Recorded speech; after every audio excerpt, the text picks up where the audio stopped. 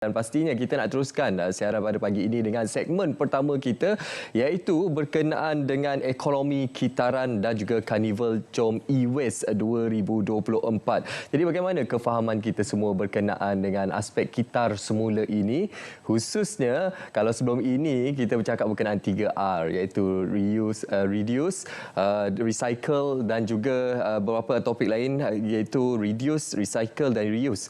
Dan bagaimana untuk kita memahamkan masyarakat berkenaan kepentingan untuk kita mengitar semula e-waste kita ini demi keseimbangan ekosistem alam sekitar kita. Jadi untuk kita mengetahui dengan lebih lanjut berkenaan ekonomi kitaran ini, kita perkenalkan terlebih dahulu tetamu kita, Dr. Norshazni Matsari, Timbalan Ketua Pengarah Operasi Jabatan Alam Sekitar. Assalamualaikum, Dr. Waalaikumsalam. Terima kasih menjemput Jabatan Alam Sekitar. Okey, Doktor. Topik yang sangat penting sebenarnya untuk kita mengekalkan keseimbangan alam sekitar kita ini. Kita nak libatkan seluruh masyarakat untuk terlibat bersama dengan Jabatan Alam Sekitar. Dan kita sedia maklum, tanggungjawab ini bukan di bahu Jabatan Alam Sekitar semata-mata, tapi perlu kita war-warkan kepada seluruh rakyat Malaysia. Tapi mungkin ada yang tidak mengenali dengan terma ekonomi kitaran ini. Mungkin ada yang pertama kali dengar, apa ekonomi kitaran ni? Mungkin kita boleh perjelaskan secara mukadimahnya terlebih dahulu, Doktor, dan juga e-waste, Doktor. Okey. Hari ini kita akan bercakap, terima kasih menjemput Jabatan Alam Sekitar. Tapi hari ini kita akan bercakap tentang circular economy ataupun ekonomi kitaran yang berkaitan dengan e-waste. Untuk makluman, sebelum kita bercakap tentang ekonomi kitaran, baik kita bercakap tentang apa e-waste, pengenalan kepada bahan e-waste itu. Okay? So e-waste itu adalah peralatan buangan peralatan elektrik dan elektronik yang rosak dan juga mungkin tidak berfungsi lagi ataupun telah tamat hayatnya, yang maknanya selalunya orang nak buang. Okey, ramai nak buang, dan perkara ini perlu diuruskan dengan sebaiknya. So kaedah yang sebenarnya yang kita perlu lakukan tu adalah secara mesra alam. Jadi di bawah punca ni macam mana yang ada kat Malaysia ni. So e-waste tu adalah datangnya daripada sektor perindustrian. So kawalannya telah ada di bawah Jabatan Alam Sekitar, di bawah peraturan kita. Tetapi apa yang kita nak beri tumpuan sekarang ni adalah sektor daripada isi rumah. Dari isi rumah. Jadi sekarang, tapi oleh kerana e-waste ni ada nilai kitaran yang tinggi, jadi konsep ekonomi kitaran itu sangat penting. Jadi kalau kita tengok masa zaman dululah, secara konvensionalnya kita terdedah dengan konteks linear ekonomi ataupun ekonomi searah. Maknanya kita akan ambil raw material tu, lepas tu kita akan guna, kita buat sesuatu produk, lepas tu kita buang. Betul. Kan? Tetapi untuk circular economy sekarang adalah kita guna bahan itu, kita pulangkan ke dalam kitaran itu, dan ataupun kita recreate, kita reka bentuk semula. So jadi ini dia lebih kepada pengurusan sumber. Jadi bila pengurusan sumber, maknanya kita akan gunakan sumber bahan mentah yang sedikit. Jadi pengurangan sisa akan semakin kurang. Jadi akan ada pengubahsuaian dari segi reka bentuk, kitaran dan sebagainya, dan akhirnya dia akan menyebabkan pencemaran itu juga dapat dikurangkan. Jadi antara perkara yang kita tekankan untuk e-waste ni adalah untuk kita supaya dia tidak menjejaskan kesihatan dan alam sekitar. Itu pemahaman berkenaan e-waste dan juga ekonomi kitaran ini. E-waste ataupun electronic waste ni, Doktor. Mungkin kita boleh fahamkan masyarakat, makcik-makcik, pakcik-pakcik dekat kampung, semuanya rakyat Malaysia yang sedang menonton pada detik ini. Apa antara contoh-contoh paling mudahlah kita bagi kepada mereka contoh e-waste ini, dan apa bahan-bahan utama yang ada dalam e-waste tu yang boleh kita lakukan untuk ekonomi kitaran ni? Okey. E-waste tu kan peralatan elektrik dan elektronik. Dia peralatan moden yang memang kita selalu guna. Kita ada telefon. Kalau di rumah kita ada peti sejuk, kita ada aircon kan, penyamai udara. Lepas tu kita ada, apa kita buat lagi? Kita basuh mak-mak nak basuh baju, kita ada mesin basuh. Betul. Lepas tu kita ada televisyen kan. Selain daripada yang semua orang ada adalah telefon dan komputer. So ini adalah perkara-perkara yang antara menjadi tumpuan untuk kita fahamkan kepada semua pengguna dan masyarakat bahawa sekiranya kita tak nak dah bahan ini ataupun kita nak tukar, dia perlu diuruskan dengan sempurna. Jadi bila kita kata ekonomi kitaran, maknanya kita nak supaya diletakkan ataupun diuruskan dengan sempurna dan ada orang yang menguruskannya. Okey, itu antara yang perlu kita fahami ialah seperti telefon pintar kita, televisyen, mesin basuh kita, semuanya lah yang berkait rapat dengan elektrik dan elektronik ini, kalau dah tak nak pakai tu janganlah terus buang dekat hutan ke, buang dekat semak, buang kat tong sampah ke, tapi ada caranya. Nak tahu, kita tanya doktor, apa antara mekanisme pengurusan e-waste yang dilaksanakan oleh Jabatan Alam Sekitar ini untuk membantu ekonomi kitaran ini dapat diaplikasikan oleh seluruh masyarakat dekat Malaysia ni? Okey. E-waste ni dia ada dua komponen. Ada komponen berbahaya. Seperti dia ada raksa kan, merkuri, dia ada arsenik. Jadi jika tidak diuruskan dengan sempurna, katakanlah kita gagal menguruskan dia dengan baik, di tapak pelubusan maknanya logam berat itu akan masuk yang menyebabkan masalah pencemaran. So dalam jangka masa panjang akan mengganggukan kepada kesihatan orang ramai. Ada banyak masalah imunisasi dan sebagainya akan berlaku. Tetapi kita juga lihat komponen di dalam e-waste itu ada komponen-komponen yang berharga.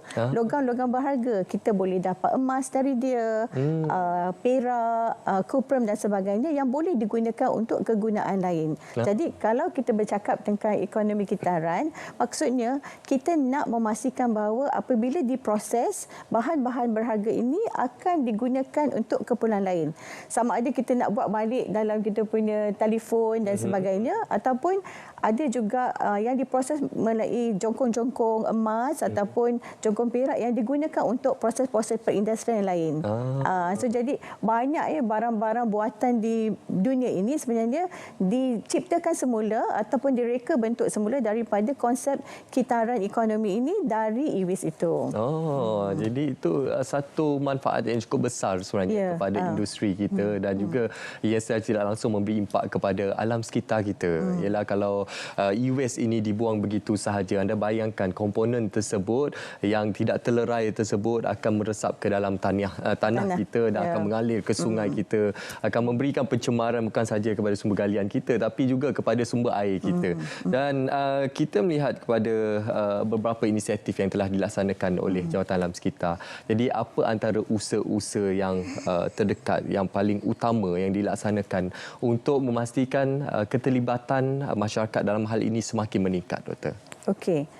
Jabatan Alam Sekitar merupakan agensi penguatkuasa. Maknanya kita ada undang-undang khas yang kita bentuk yang dikatakan sebagai Peraturan Kualiti Alam Sekeliling Buangan Terjadual 2005. Maknanya e-waste ni adalah satu bahan ataupun buangan yang dikawal di bawah peraturan tersebut.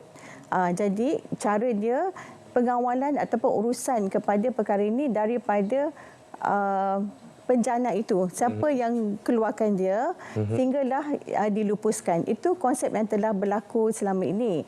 Tetapi yang kita nak promosikan sekarang adalah yang dalam isi rumah ni, daripada rumah-rumah kita yang masih tersimpan lagi. Kita tak tahu mak-mak tak tahu kat mana nak lupuskan. Mana nak buang, So jadi kita adalah masa sekarang lah untuk membuat satu kesedaran dan promosi, maknanya ada tempatnya untuk diuruskan. Okey.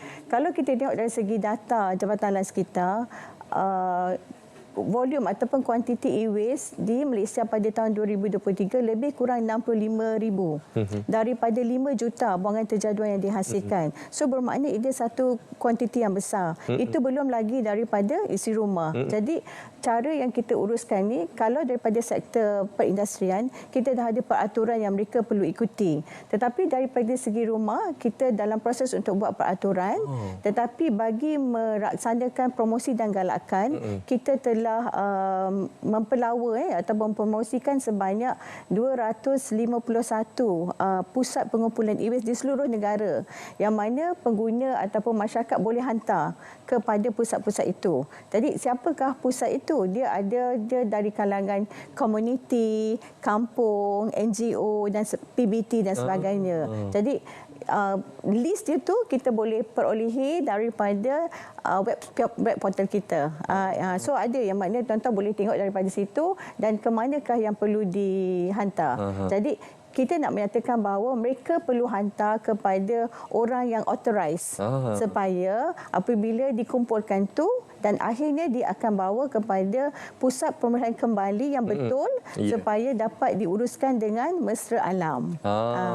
Okey. Jadi kita perlu tahu kat mana lokasi-lokasi yang ada di sekitar kita untuk kita menghantar barang-barang elektrik dan juga elektronik yang terbuang ini. Selalunya kita hantar dekat lori yang surat khabar lama dan sebagainya. Tilam lama tukar baru, TV lama, mesin basuh lama boleh tukar. Jadi itulah antara kesedaran kita semua yang perlu kita ketahui. Namun untuk pihak Jabatan Alam Sekitar sendiri, bagi meningkatkan kesedaran dalam kalangan masyarakat, kita difahamkan ada karnival yang akan dilaksanakan, iaitu Karnival Jom E-Waste 2024 yang akan dilaksanakan pada 12 Oktober ini. Jadi bagaimana dengan pelaksanaan karnival ini? Apa antara misi, matlamat utama dan aktiviti menarik yang mungkin menanti para pengunjung? Kita sebenarnya karnival ni kita sebenarnya menyahut kepada sambutan yang dilaksanakan di peringkat antarabangsa. E-Waste ni, Karnival E-Waste ni adalah menyokong kepada Hari E-Waste Sedunia yang disambut setiap tahun pada 14 Oktober. Jadi oleh yang demikian, untuk Malaysia kita buat pada 12 Oktober ini, yang mana yang akan diadakan di Ion Setiawangsa. Saya rasa satu tempat yang menarik untuk menarik semua ramai datang ke situ. Banyak aktiviti yang kita telah atur, antaranya ada banyak reruai pameran yang akan dilaksanakan di situ. Untuk kanak-kanak mungkin ada pertandingan mewarna, macam-macam mewarna. Dan kalau kita tengok di sini, kita ada satu maskot, kita panggil Echa. Itu maskot khas Jabatan Alam Sekitar, comel kan. Diinspirasi daripada apa tu, Doktor? So diinspirasikan daripada orang yang sebenarnya comel. Seperti Doktor. Jadi dia adalah yang akan menarik semua, dan di hari itu juga kita akan jumpa banyak maskot yang lain seperti Mila Mini dan juga Lita Amar. Itu untuk kanak-kanak. Tetapi pada masa yang lain, dia ada banyak program interaktif yang kita jalankan. Antaranya adalah Pocket Talk berkaitan dengan e-waste, dan yang paling istimewa kita ada kemunculan Zarul Umbrella. So jadi dia akan bercakap tentang pengurusan e-waste berkaitan dengan Jabatan Alam Sekitar. Okey, ini antara karnival yang dinanti-nantikan yang menjadi tumpuan tunjanglah kepada Jabatan Alam Sekitar. Pelbagai aktiviti menarik menanti anda semua pada 12 Oktober ini di Ion Mall Setiawangsa Kuala Lumpur. Jadi dekat situ juga ada pusat pengumpulan e-waste. Jadi orang yang berada berdekatan Kuala Lumpur, Setiawangsa, semua boleh datang untuk menghantar barang-barang elektronik dan elektrik yang terbuang ini, Doktor. Ya, tapi sebenarnya setiap Sabtu minggu terakhir bulan kita ada tempat khas, boleh hantar kepada semua tempat-tempat tersebut. Jadi pusat-pusat pengumpulan tu bersedia untuk menerima. Kalau pun dia tak boleh hantar, mungkin kita boleh telefon, hubungi dia untuk mereka ambil barang-barang e-waste tu untuk dihantar kepada tempat yang sepatutnya. Okey, Doktor, dalam ruangan yang ada ni, mungkin sebagai kesimpulan lah, mungkin ada perkara yang ingin Doktor sampaikan kepada masyarakat untuk kita meningkatkan kesedaran mereka berkenaan e-waste ini, ekonomi kitaran ini, dan juga mungkin sikit kita war-warkan berkenaan karnival sekali lagi, Doktor.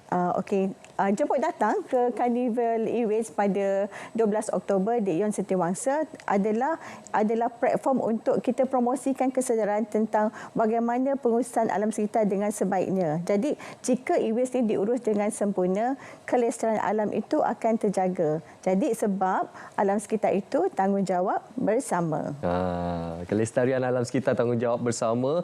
Jadi, peranan kita semua untuk menjaga alam sekitar kita dengan sebaik-baiknya untuk kita warisi kepada generasi anak cucu kita pada akan datang, insya-Allah. Dan sepasti terima kasih kita ucapkan kepada Dr. Norhazni Matsari, Timbalan Ketua Pengarah Operasi Jabatan Alam Sekitar. Terima kasih, Doktor. Terima kasih sekali lagi dan selamat jemput ke Karnival e-waste kita. InsyaAllah. Kita berjumpa di Karnival Jom e-Waste 2024. InsyaAllah. Okay.